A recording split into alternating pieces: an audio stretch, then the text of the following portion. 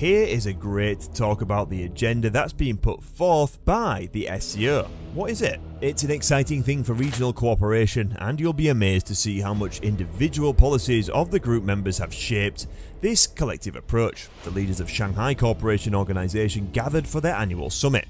This organisation, led by the powerful nations of China and Russia, was committed to strengthening the economic ties between the countries in the region. As the delegates sat around the table, they discussed the challenges of conducting trade with foreign currencies and the risks involved in relying too heavily on the US dollar. It was then that a bold idea was proposed. What if they used local currencies instead? Excitement ripped through the room as they began to consider the possibilities. By using local currencies, they could reduce the cost of risk associated with foreign exchange while also promoting their currencies and reducing their dependence on the dollar. But were still many questions to be answered. How would they create a system for exchanging these currencies, and how would they ensure that businesses and consumers would be willing to use them?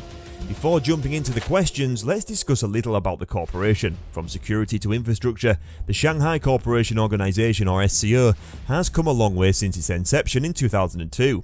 Initially formed as a regional security cooperation organization, the SCO now encompasses a broad spectrum of dimensions, including economics, energy and technology.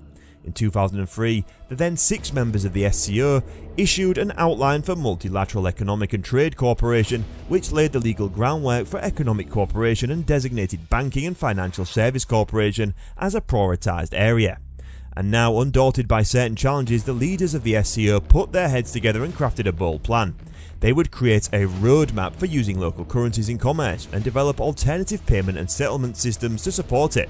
For instance, Iran's recent proposal for a single SCO currency aligns with their desire to strengthen economic ties with their neighbours.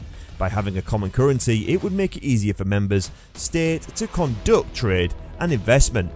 China's strained relationship with the US is another factor that has influenced the SCO's agenda. As the world's 2 largest economies, any disagreements between them can have ripple effects on the global economy. India's use of non-dollar currencies in its trade with Russia is another example of how the SCO members are exploring alternatives to the US dollar. Finally, Russia's efforts to soften the blow of Western sanctions have also contributed to the SCO's agenda. By promoting local currency settlements and cross-border payment systems, member states can insulate themselves from the effects of any financial restrictions imposed by the West.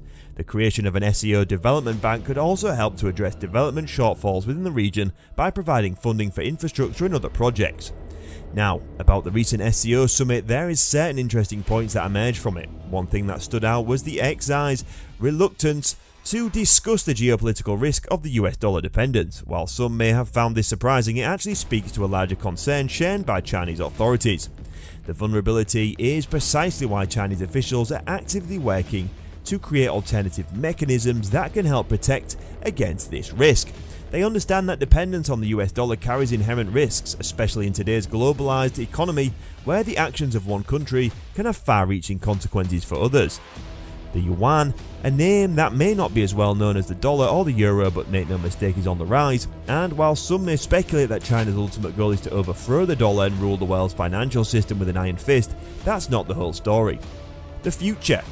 Beijing, the bustling capital of China, a city that exudes an air of power and prestige, is focused on strengthening the yuan as a regional reserve currency, building up Chinese institutions, and collaborating with intergovernmental bodies like Shanghai Cooperation Organization (SCO).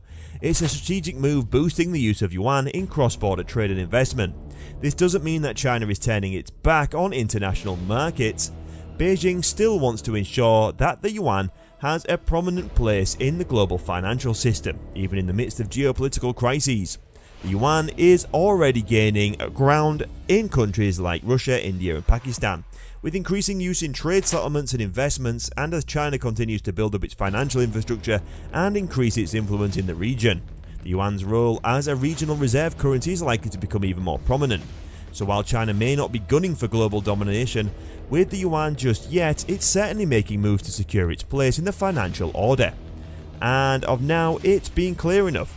The Chinese are on a mission to break free from the shackles of the mighty dollar And they're not going it alone. From bigwigs in Beijing to grassroots initiatives in local financial institutions and governments, China is pulling out all the stops to stop the de-dollarize. And one prime example of their determination is the Sino-Russian Financial Alliance, the dynamic duo made up of Harbin Bank, a commercial bank from China's bustling city, and Russia's Sberbank, the nation's largest savings bank, have teamed up to create a non-profit cross-borders financial cooperation organisation that's shaking things up. Their main goal? To turbocharge Sino-Russian trade, foster an all-encompassing financial partnership, and champion the use of local currencies in bilateral transactions. It's time to wave goodbye to the dollar and hello to a new era of monetary liberation.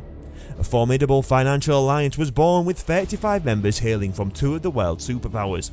The crew was composed of 17 tough-as-nails Russian organisations and 18 Chinese financial gurus, including small and medium-sized banks, insurance firms and trust investment businesses. The Vice Governor of Heilongjiang Province, Sun Yao, expressed that the alliance was an indispensable platform for the China-Mongolia-Russia economic corridor's growth. With such a powerhouse behind the project, the possibilities were endless. The stage was set for a grand entrance into an era of new financial prosperity.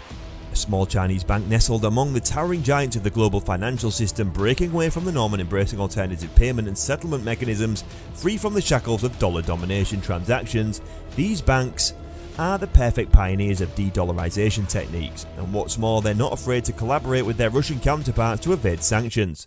Take for instance Harbin Bank and Heilongjiang Province.